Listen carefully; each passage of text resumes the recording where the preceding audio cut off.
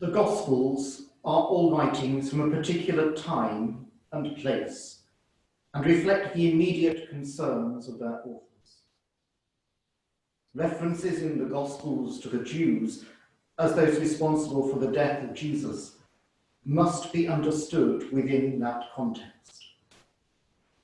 It is humanity as a whole and not any single group upon whom any blame might rest.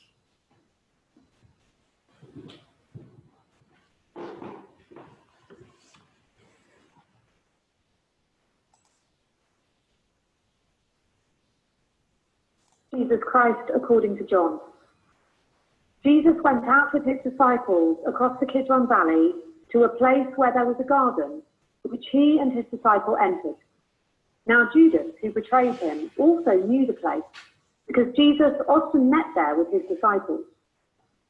So Judas brought a detachment of soldiers, together with police from the chief priests and the Pharisees, and they came there with lanterns and torches and weapons. Then Jesus, knowing all that was to happen to him, came forward and asked them, "For whom are you looking?" "Jesus of Nazareth." "I am he." Judas, who betrayed him, was standing with them. When Jesus said to them, "I am he," they stepped back and fell to the ground. Again he asked them, "For whom are you looking?" "Jesus of Nazareth." "I told you that I am he. So if you're looking for me, let these men go." This was to fulfill the words that he had spoken. "I did not lose a single one of those whom you gave me." Then Simon Peter, who had a sword, drew it, struck the high priest's slave and cut off his right ear. The slave's name was Malchus. Jesus said to Peter, "Put your sword back into its sheath. Am I not to drink the cup that the Father has given me?" So the soldiers, their officer, and the Jewish police arrested Jesus and bound him. First, they took him to Annas, who was the father-in-law of Caiaphas, the high priest that year. Caiaphas was the one who had advised the Jews that it was better to have one person die for the people. Simon Peter and another disciple followed Jesus. Since that disciple was known to the high priest, he went with Jesus into the courtyard of the high priest. But Peter was standing outside at the gate. So the other disciple, who was known to the high priest, went out, spoke to the woman who guarded the gate, and brought Peter in. The woman said to Peter, "You are not also one of this man's disciples, are you?" "I am not." Now the slaves and the police had made a charcoal fire because it was cold, and they were standing round it warming themselves. Peter also was standing with them and warming himself. Then the high priest questioned Jesus about his disciples and about his teaching. Jesus answered, "I have spoken openly to the world. I have always taught in the synagogues and in the temple, where all the Jews come together. I have said nothing in secret.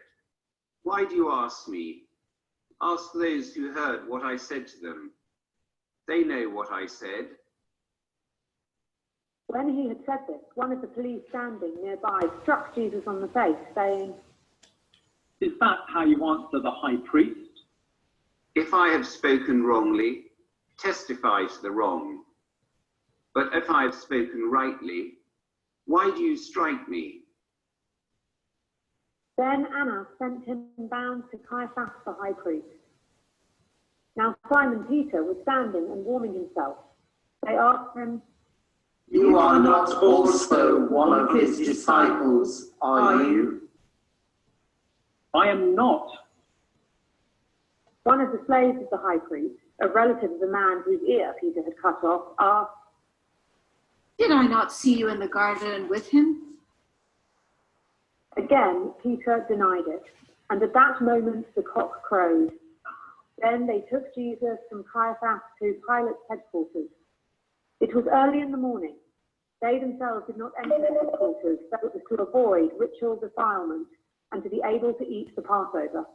So Pilate went out to them and said, What accusation do you bring against this man? If this man were not a criminal, we would not have handed him over to you.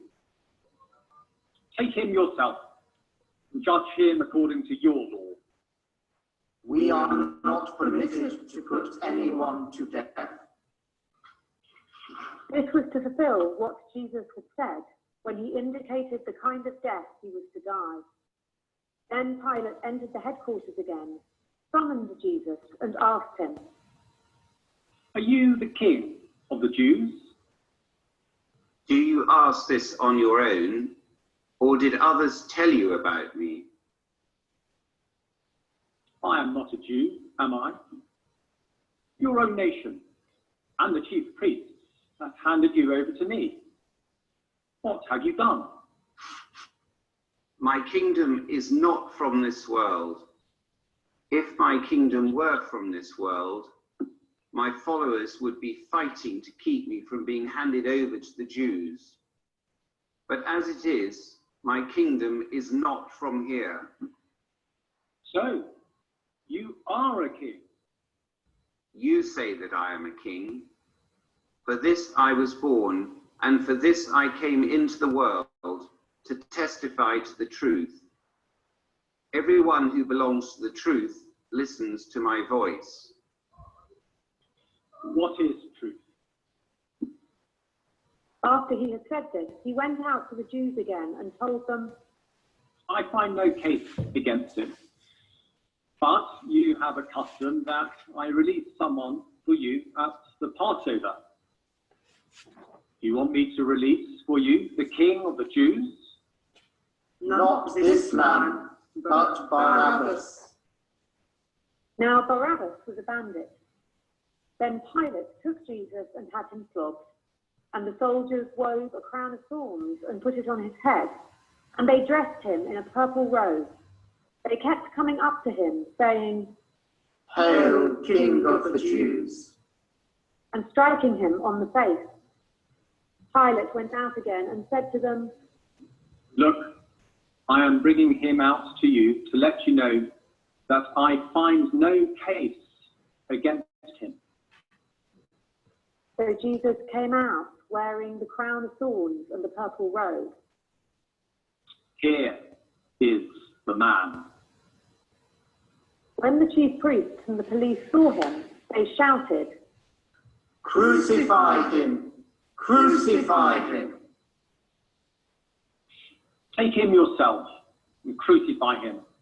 I find no case against him.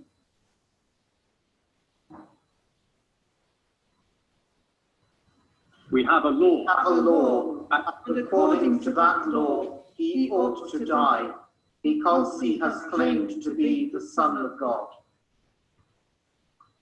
Now when Pilate heard this, he was more afraid than ever. He entered his headquarters again and asked Jesus, Where are you from? but Jesus gave him no answer. Do you refuse to speak to me? Do you not know that I have the power to release you and the power to crucify you? You would have no power over me unless it had been given to you from above. Therefore, the one who handed me over to you is guilty of a greater sin. From then on, Pilate tried to release him, but the Jews cried out, If you release this man, you are no friend of the emperor. Everyone who claims to be a king sets himself against the emperor. When Pilate heard these words, he brought Jesus outside and sat on the judge's bench at a place called the Stone Pavement, or in Hebrew, Gabbatha. Now it was the day for preparations of the Passover, and it was about noon. He said to the Jews, Here is your king. Away with him! Away with him! Crucify him! Shall I crucify your king? We have no king but the emperor. Then he handed him over to them to be crucified. So they took Jesus, and carrying the cross by himself, he went out to what is called the place of the skull, which in Hebrew is called Golgotha. There they crucified him, and with two others, one on either side, with Jesus between them. Pilate also had an inscription written and put on the cross. It read, "Jesus of Nazareth, the King of the Jews." Many of the Jews read this inscription because the place where Jesus was crucified was near the city, and it was written in Hebrew, in Latin, and in Greek. Then the chief priests of the Jews said to Pilate, "Do not write the King of the Jews, but this man said, 'I am King of the Jews.'" What I have written, I have written. When the soldiers had crucified Jesus, they took his clothes and divided them into 4 parts, one for each soldier. They also took his tunic. Now the tunic was seamless, woven in one piece from the top.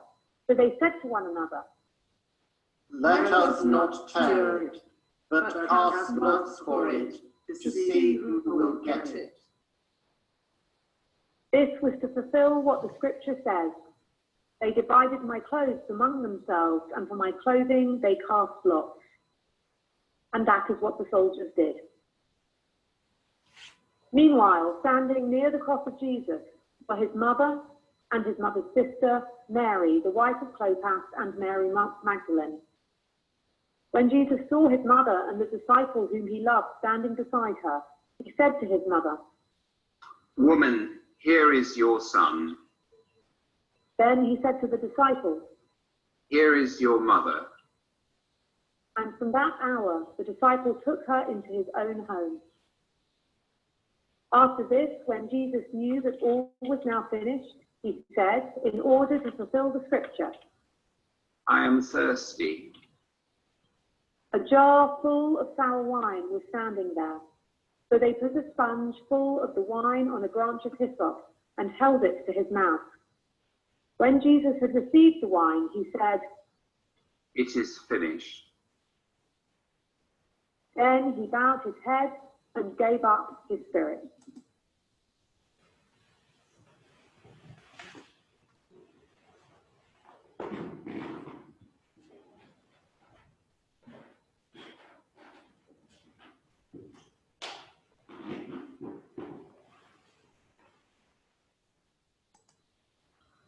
Since it was the day of preparation, the Jews did not want the bodies left on the cross during the Sabbath, especially because the Sabbath was the day of great solemnity. So they asked Pilate to have the legs of the crucified men broken and the bodies removed. Then the soldiers came and broke the legs of the first and of the other who had been crucified with him. But when they came to Jesus and saw that he was already dead, they did not break his legs. Instead, one of the soldiers pierced his side with a spear, and at once blood and water came out. He who saw this has testified, so that you also may believe. His testimony is true, and he knows that he tells the truth. These things occurred so that the scripture might be fulfilled. None of his bones shall be broken. And again, another passage of scripture says, they will look on the one whom they have pierced. After these things, Joseph of Arimathea, who was a disciple of Jesus, though a secret one because of his fear of the Jews, asked Pilate to let him take away the body of Jesus. Pilate gave him permission, so he came and removed his body. Nicodemus, who had at first come to Jesus by night, also came, bringing a mixture of myrrh and aloes, weighing about 100 pounds.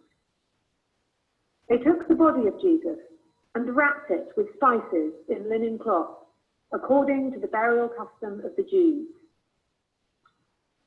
Now there was a garden in the place where he was crucified, and in the garden there was a new tomb in which no one had ever been laid. And so, because it was the Jewish day of preparation, and the tomb was nearby, they laid Jesus there. This is the passion of the Lord.